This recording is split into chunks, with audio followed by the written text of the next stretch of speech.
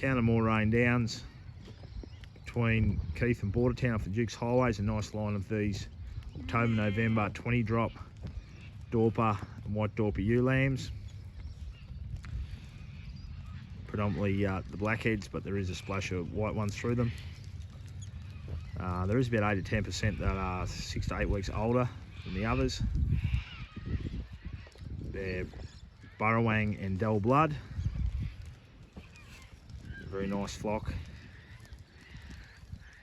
here. They've had their 2 Glandvac 3-in-1s and B12s, and they've had a Q drench as well earlier in the year. They've retained about 30% of the young ewes, so still some good young sheep in here. Just making way for the new lambs hitting the ground.